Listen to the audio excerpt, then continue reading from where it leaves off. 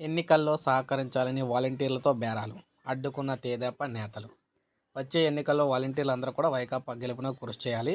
దీనికి గాను ప్రతి ఒక్కరికి నెలకు 30,000 వరకు ఇస్తాం. మీ పరిధిలో ఉన్న 50ల్లో ఓట్లు వైకాపాకు పడేలా చూడాలి అంటూ అధికార పార్టీ నాయకులు వాలంటీర్లతో బేరాలకైతే దిగడం వివాదాస్పదంగా మారిందనమాట. మీరు ఇక్కడ చూసుకోవచ్చు.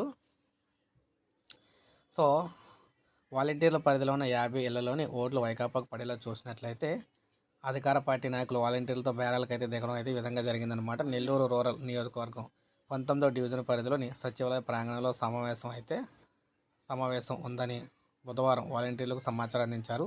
దీంతో ఎమ్మెల్యే కోటంరెడ్డి శ్రీధర్ రెడ్డికి అనుచరుడైన ఓ వాలంటీర్ కూడా వెళ్లారు. వైకాపా నాయకులు ఆయనను దుర్భాషలాడుతూ సమావేశం నుంచి వెళ్ళగొట్టారు.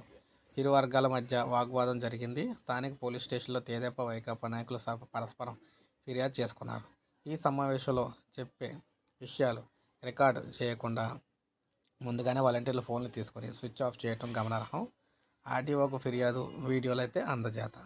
వైకాపా ఇన్ఛార్జీలుగా చెప్పుకొని ఇద్దరు ఎమ్మెల్యేలుగా చెప్పుకునే థర్డ్ పార్టీ ఏజెన్సీకి చెందిన దాసరి రాజేష్, సర్వేపల్లి శ్రీనివాసరావు పోల్ మేనేజ్మెంట్లపై శిక్షణ ఇస్తున్నారని చెప్పేసి తెదేపా నాయకులు ఆరోపించారు.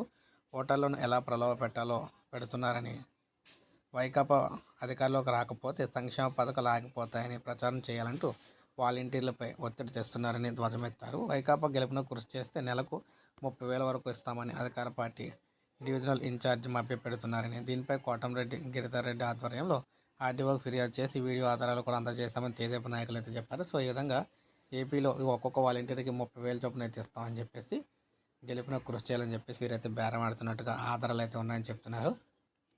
సో మీరేమంటారో కామెంట్ రూపంలో తెలియచేయండి. ఒక లైక్ చేయండి. సబ్స్క్రైబ్ చేసుకోకపోతే మన ఛానల్ సబ్స్క్రైబ్ చేసుకొని ఫాలో అవుతుండండి.